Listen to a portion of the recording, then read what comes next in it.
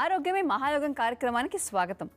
ప్రకృతి వైద్య విధానం తప్ప ఇతర ఏ వైద్య విధానాలను తీసుకున్నా కూడా జబ్బు వచ్చిన తర్వాత పరిష్కారాలు మాత్రమే చెప్తాయి. కానీ ఏ జబ్బు రాకుండా శరీరాన్ని ఎలా కాపాడుకోవాలి అన్న అంశం పైన దాని మీద ఎక్కువ దృష్టి పెట్టేది ప్రకృతి వైద్య విధానం. చుట్టూ ఉన్న ప్రకృతి నుంచి ఆరోగ్యం ఎలా పొందాలి అన్న విశేషాలపైన ఈరోజు ఎపిసోడ్లో మన డాక్టర్ గారిని తెలుసుకుందాం. నమస్కారం డాక్టర్ గారు. నమస్కారం అండి.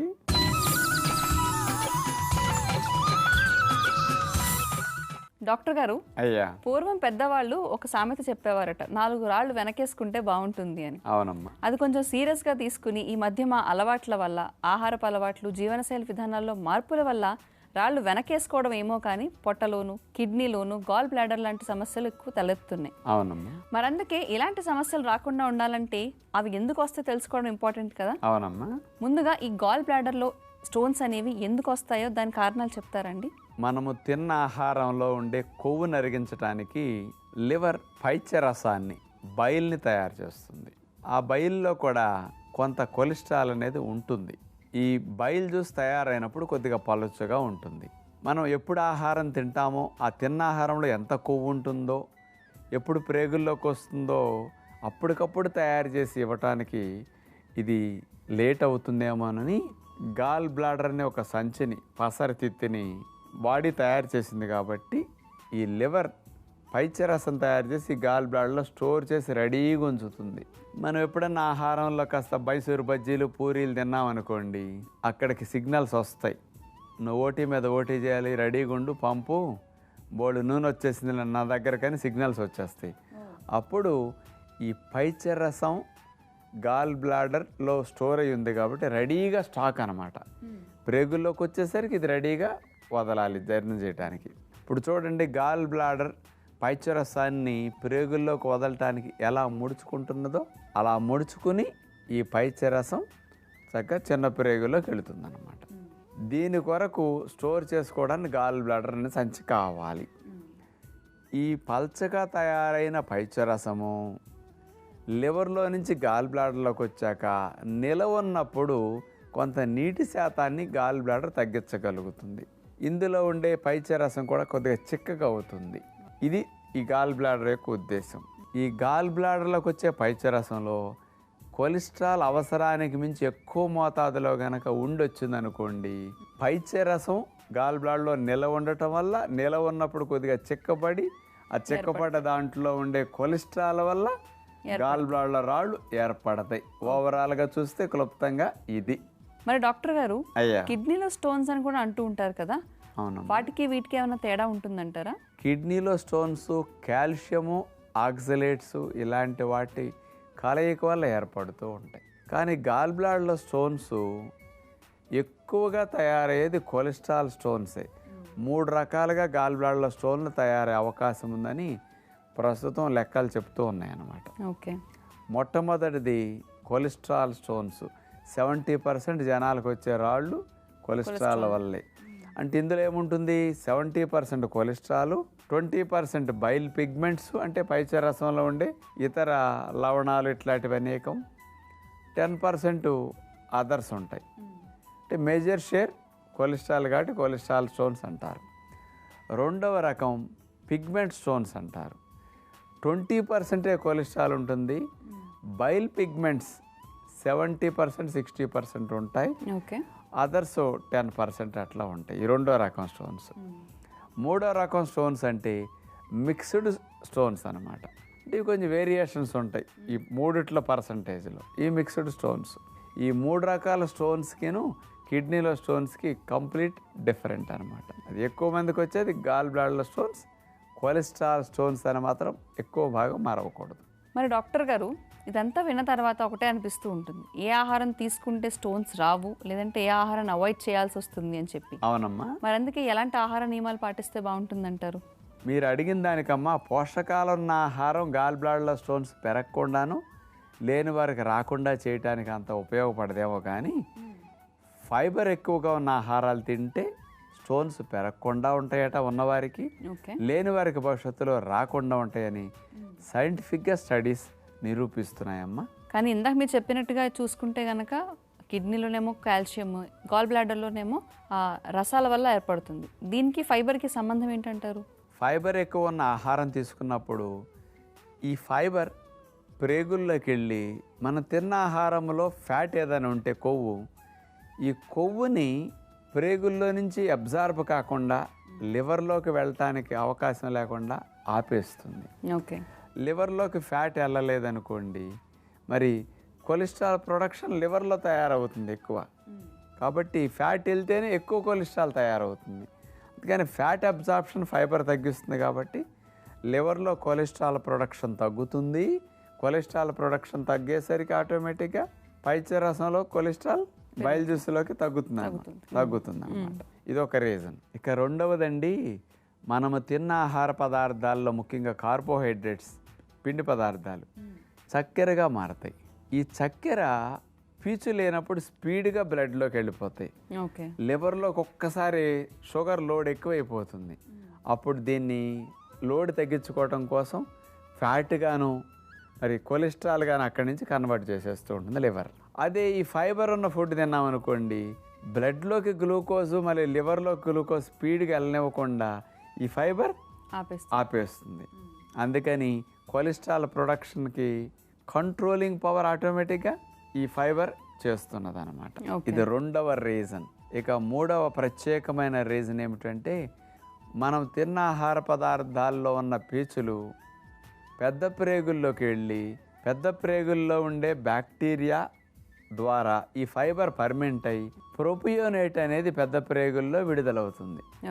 ఈ ప్రొపియోనేట్ అనేది మెయిన్గా లివర్లోకి వెళ్ళి లివర్లో కొలెస్ట్రాల్ తయారవటానికి కావలసిన 2 ఎంజైమ్స్ ఏవైతే ఉంటాయో ఆ ఎంజైమ్స్ ఉత్పత్తి కాకుండా ఈ ప్రోపియోనేట్ చేస్తుందన్నమాట. అంటే ఫైబర్ వల్ల ప్రోపియోనేట్ తయారవుతున్నది ప్రేగుల్లో. ఈ ప్రోపియోనేట్ వల్ల కొలెస్ట్రాల్ ప్రొడక్షన్కి ఎంజైమ్స్ ఉత్పత్తి కాకుండా అడ్డుపడుతున్నది. అందుకని లివర్లో కొలెస్ట్రాల్ ప్రొడక్షన్ ఆటోమేటిక్గా తగ్గిపోతున్నది ఫైబర్ వల్ల. ఇది స్పెషల్గా ఈ ప్రొపియోనేట్ అనేది ఉత్పత్తి అవ్వటం వల్ల కొలెస్ట్రాల్ ప్రొడక్షన్ తగ్గుతున్నదని సైంటిఫిక్గా నిరూపించిన వారు 2010 సంవత్సరంలో యూనివర్సిటీ ఆఫ్ క్వీన్స్లాండ్ ఆస్ట్రేలియా వారు ఇది స్పెషల్గా ఫైబర్కి కొలెస్ట్రాల్కి ఉన్న లింక్ని అర్థం చేయించారనమాట. 4వ తీసుకుంటే, మనం తిన్న ఆహారంలో ఉండే కొవ్వుని అరిగించడానికి పైత్యరసం ప్రేగుల్లోకి వస్తుందని చెప్తాం ఎప్పుడు కూడా. ఈ పైత్యరసంలో కూడా కొలెస్ట్రాల్ ఉంటుంది. అరిగించిన తర్వాత ఈ కొలెస్ట్రాల్ కూడా మళ్ళీ రీఅబ్జార్బ్ అవుతుందండి. మళ్ళీ లివర్లోకి వెళ్ళిపోతుంది. అటించి రావడం మళ్ళీ అటించి వెళ్ళటం. అదే జీరో ఫైబర్ ఫుడ్ తిన్న వాళ్ళందరికీ మళ్ళీ ఈ కొలెస్ట్రాల్ కూడా వెనక్కి వెళ్ళి ఇంకా ఎక్కువ అవుతుంది లివర్లో. అదే ఫైబర్ ఫుడ్ తిన్న వాళ్ళందరికీ ఈ కొలెస్ట్రాల్ మళ్ళీ రీఅబ్జార్బ్ కాకుండా, అంటే ప్రేగుల్లోంచి మళ్ళీ తిరిగి పీల్చుకోకుండా ఇది భలే ఉపయోగపడుతుంది అనమాట. ఇది 4వ రీజన్. లాస్ట్ రీజన్ 5వదండి. గాల్ బ్లాడర్లో ఈ పైత్యరసంలో ఉండే కొలెస్ట్రాల్ రాళ్ల కింద పేరుకోవటానికి మ్యూసిన్ అనే జిగురు ఎక్కువ కారణం అవుతుందన్నమాట.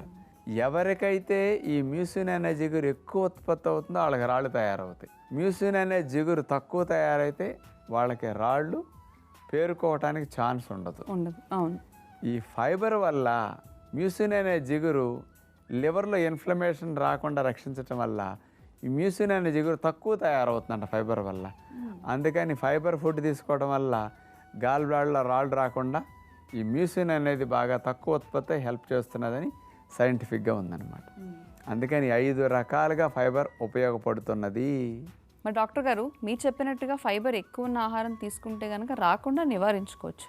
కానీ ఆల్రెడీ వచ్చిన వాళ్ళు, సర్జరీ చేయించుకోవాలన్న భయంతో ఉన్నవాళ్ళు, వీళ్ళు ఎలాంటి ఆహారం తీసుకోవాలంటారు? సహజంగా లాంగ్ రన్లో కొన్ని నెలల్లో ఆటోమేటిక్గా కొంత కరుగుతుంటాయి చిన్న సైజు రాళ్ళు. వాటి వల్ల ఏం ఆటంకం ఉండదు బాగా చిన్నవైతే.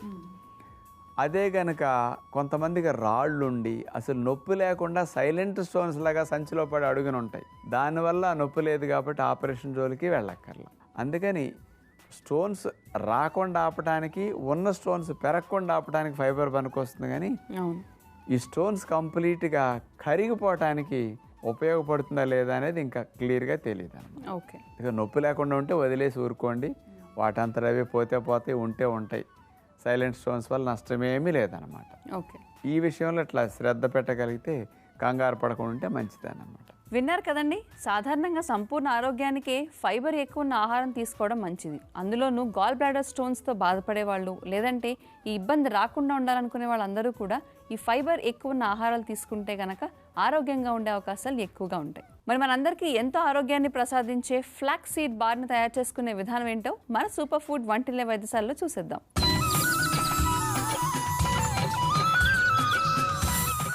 డాక్టర్ గారు, అయ్యా, ఫ్లాక్స్ సీడ్ లేదా అవిసె గింజలతో ఈ బార్ని తయారు చేసుకునే విధానం ఏంటో చూపిస్తారా? ఈ అవిసె గింజల్ని నానబెట్టుకు తినలేం, మొలకలు కట్టుకు తినలేం, ఒట్టిగా తినలేం, జగటగా ఉంటాయి.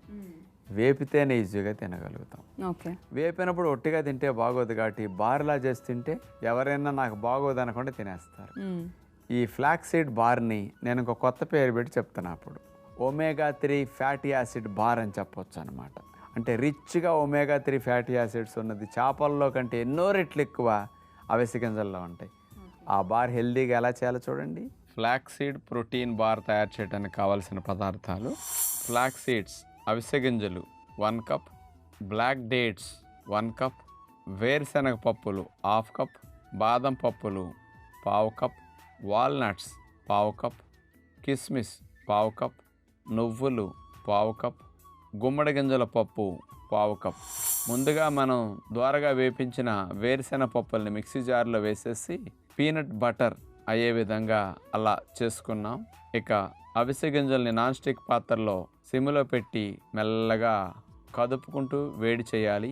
అలా వేడెక్కిన అవిసె గింజల్ని పక్కన పెట్టుకుని గుమ్మడి గింజల పప్పు ద్వారగా వేపించి పక్కన పెట్టుకోవాలి.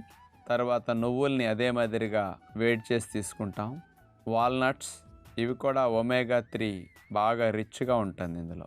బాదం పప్పులు, వీటిని కూడా అట్లా వేపించి తీసుకుంటాం. వీటన్నిటిని కొద్దిగా చల్లారిన తర్వాత మిక్సీ జార్లో వేసేసి ముందుగా బాదం పప్పులు, వాల్నట్స్ ముక్క చెక్కలాగా చేసుకుంటాం, అవి పెద్ద సైజు కాబట్టి. ఆ తర్వాత మిగతా మూడింటిని వేసేసి నల్ల ఖర్జూరం గింజ తీసేసి దాన్ని వేసేసి కిస్మిస్లు వేసేసి పీనట్ బటర్ వేసేసి మిక్సీ ఎట్లా మెల్లగా తిప్పితే ఆ ముద్దలాగా కలుస్తాయి. డైరెక్ట్గా బార్ చేసుకోవటానికి అంటే బ్లాక్ ఖర్జూరం వేయటం వల్ల జిగట కొద్దిగా తక్కువ ఉంటుంది, పొడి పొడిగా బార్ కూడా బాగుంటుంది. మనకు కావలసిన బార్ ట్రేలో అడుగున బటర్ పేపర్ వేసేసి మేగడ రాసేసి పైన అన్ని రకాలుగా డేట్స్తో చేసిన నట్ పౌడర్ని అట్లా పెట్టేసి ప్రెస్ చేయటం వల్ల టైట్గా బార్ వస్తుంది.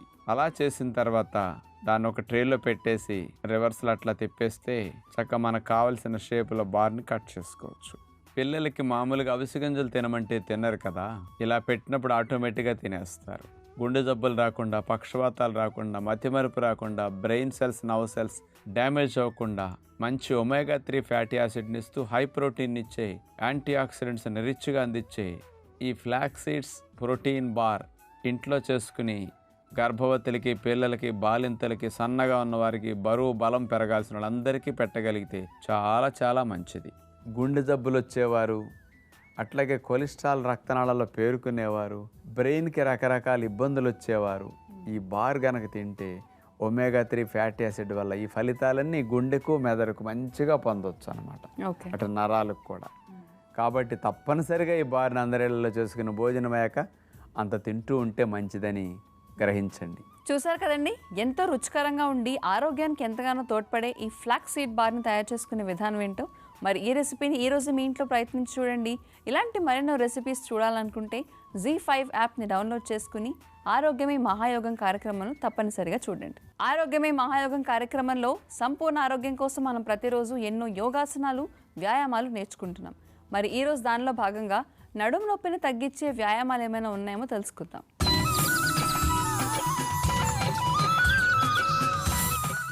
డాక్టర్ గారు, నడుము నొప్పి ఉన్న వాళ్ళు సాధారణంగానే వ్యాయామాలు చేయలేని స్థితిలో ఉంటారు.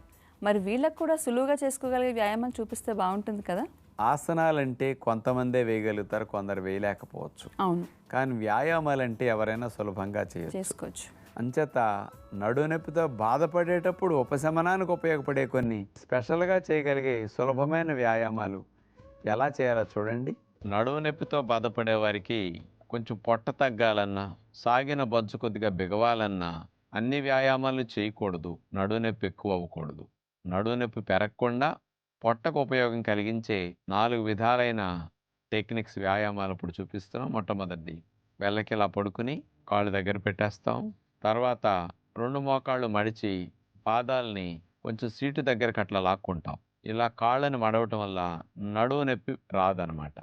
ఇలా పడుకుంటే నడుము నొప్పి ఉన్న వారికి హాయిగా అనిపిస్తుంది. ఇలా పెట్టి కుడి చేయి బొజ్జ మీద అట్లా పెట్టుకుని గాలిని పీల్చిన తర్వాత పొట్ట పైకి లెగుస్తుంది కదా, పైకి లేచిన తర్వాత అక్కడే 7 సెకండ్లు 10 సెకండ్లు పొట్టని పైనుంచి దిక్కుండా ఆపాలి, బిగించాలి మనం. ఆ తర్వాత గాలి వదిలేస్తాం. వదిలేసినప్పుడు పొట్ట కిందకి దిగుతుంది కదా, కిందకి వెళ్ళిన తర్వాత కూడా వెంటనే మళ్ళీ పీల్చకుండా 7 సెకండ్లు 10 సెకండ్లు అట్లాగే పొట్టని కింద నుంచి పైకి లేవనివ్వకుండా బిగించి ఆపాలి. అప్పుడు పొట్ట కండరాల మీద మంచి మార్పు వస్తుంది అనమాట. ఈ రకంగా పైకి వెళ్ళిన తర్వాత 5-6 సెకండ్లు 10 సెకండ్లు, పొట్ట కిందకి వెళ్ళిన తర్వాత కూడా వెంటనే మళ్ళీ గాలి పీల్చకుండా అట్లా ఆగాలి. ఈ రకంగా మీరు చేస్తుంటే అబ్డామినల్ మజిల్స్ బలపడతాయి. సాగిన బొజ్జ బిగవటానికి కూడా చాలా మంచి లాభం చేకూరుతుంది అనమాట. ఇక రెండవది, చేతులు సీటు కింద భాగంలో అలా పెట్టేసుకుంటాం. చేతులు కూడా చాపేస్తాం. కాళ్ళు అట్లా ఎడంకాలు ఆనిచ్చాం, కుడికాలు పైకి గాలిలోకి లేపి అక్కడి నుంచి సైడ్కి కుడికాల్ని అట్లా వాల్చేస్తాం. మళ్ళీ స్ట్రైట్ తీసుకొస్తాం. మళ్ళా సైడ్కి ఎంతవరకు వెళ్ళగలిగితే అంతవరకు వెళ్ళనిస్తాం. ఇలా కాలుని కదపటం ద్వారా పొత్తి కడుపు కండరాలు, పై పొట్ట కండరాలన్నీ కూడా బాగా బలపడితే పొట్ట బాగా టైట్ అవుతుందన్నమాట. చాలా మంచి రిజల్ట్ వస్తుంది. ఇట్లా కుడికాల్ని ఒక 7 సార్లు 10 సార్లు నిదానంగా పెంచుకుంటూ 10, 15, 20 సార్లు కూడా చేయొచ్చు. అలా చేసిన తర్వాత ఎడమ కాల్ని పైకి లేపి అదే విధముగా ఇటు ఎడమ వైపు వాలేటట్టు చేస్తాం అనమాట. తొడ భాగం, మోకాలు భాగం నేలకు వెళ్ళాలన్నట్టుగా మనం కాలుని సైడ్కి వాల్చేస్తాం. మళ్ళా పైకి మళ్ళా వాలేటట్టు చేస్తాం. ఈ రకంగా చేయటం ద్వారా నడుము నొప్పి పెరగదు, అబ్డామినల్ మజిల్స్ బాగా బలపడి తగ్గడానికి అవకాశం ఉంది. పొట్ట భాగం కొవ్వు మంచిగా కరుగుతుంది. ఇక మూడవది, హాయిగా రిలాక్స్ అయ్యి శవాసనలో ఆ తర్వాత మళ్ళా మోకాళ్ళని అట్లా మడిచేస్తాం. పాదం నేల కాంతుంది. చేతులు సీటు కింద అట్లా పెట్టేసేసి ఇందాటి వలె కాళ్ళను లేపి ఇప్పుడు స్ట్రైట్ చేస్తాం. సుమారుగా 65-70 డిగ్రీల యాంగిల్ చూశారు కదా, అప్పుడు ఆ యాంగిల్లో పెట్టి కాళ్ళని అట్లాగే ఆపాలి. అలా కాళ్ళని ఆపటం ద్వారా ఆ బరువంతా పొట్ట కండరాలు మోస్తాయి కాబట్టి పొట్ట భాగం తగ్గడానికి మంచి లాభం వస్తుంది అనమాట. రైట్ లెగ్ చేసాం, మళ్ళీ లెఫ్ట్ లెగ్ చేయాలి. ఎడం కాళ్ళని అట్లాగా చాపే స్ట్రైట్గా అట్లా ఉంచుతాం. ఏమాత్రం నడుము నొప్పి పెరగకుండా పొట్టకు ఉపయోగపడే విధంగా చేయాలంటే ఇట్లా చేయాలన్నమాట. మళ్ళీ ఆ కాలు దింపేసి ఈసారి కావాలంటే కుడి కాలు మళ్ళీ చేయొచ్చు మీరు. ఇక నాలుగవది, క్యాట్ అండ్ కౌ పోజ్. మోకాళ్ళ మీద అట్లా సీటు పెట్టి నుంచుంటాం, పాదాలు చాపేస్తాం, చేతులు ముందుకు పెడతాం. ఇది మనకు తెలిసిందే, పొట్ట తగ్గడానికి చాలా మంచిది, నడుము నొప్పి పెరగదన్నమాట. అది కౌ పోజ్. ఇప్పుడు నడుముని మెడని వంచి లోపలికి క్యాట్ పోజ్కి వెళ్తాం. నడుము పైకి లేవాలి, తల లోపలికి బెండ్ చేయాలి అనమాట. పిల్లి ముడుచుకుంటుంది చూడండి లోపలికి, అట్లా అప్పుడు క్యాట్ పోజ్. ఆ రకంగా చేయటం ద్వారా పొట్ట భాగానికి చక్కటి లాభం వస్తుంది. ఇట్లా 5-6 సార్లు నుంచి 10 సార్లు మనం చేయగలిగితే బాగుంటుంది అనమాట. పెద్ద వయసు వారికి నడుము నొప్పులు ఉన్నప్పుడు పొట్ట కోసం ఇవి సులభంగా అందరూ చేసుకోవచ్చు అనేవి చూపించాం, ప్రయత్నం చేయగలరు.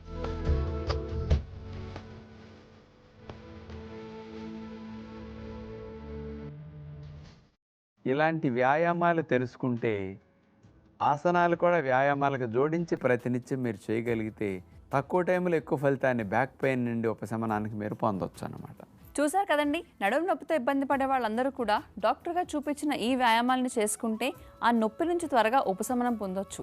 అలాగే ఈ నొప్పులు రాకూడదు అనుకుంటే కనుక ప్రతిరోజు ఈ వ్యాయామాలను కొంత సమయం చేసుకుంటే బాగుంటుంది. డాక్టర్ గారు, ఈరోజు మన కార్యక్రమంలో భాగంగా గాల్ బ్లాడర్ స్టోన్స్ అనేవి ఎందుకు వస్తాయి, ఇలా రాకుండా ఉండాలంటే కనుక మన ఆహారంలో ఎలాంటి మార్పులు చేసుకోవాలో చక్కని వివరణతో అందించినందుకు ధన్యవాదాలండి. ధన్యవాదాలమ్మా. చూసారు కదండి, ఎంతో ఆరోగ్యభరితంగా సాగిపోయిన ఈ ఎపిసోడ్ని మరిన్ని విశేషాలతో రేపటి ఎపిసోడ్లో మళ్ళీ మీ ముందుంటాం. అంతవరకు సెలవు, నమస్కారం. Anchor's dress courtesy by Olive Handprints, Hyderabad. Anchor's jewelry courtesy by Lokshi Choice, Hyderabad.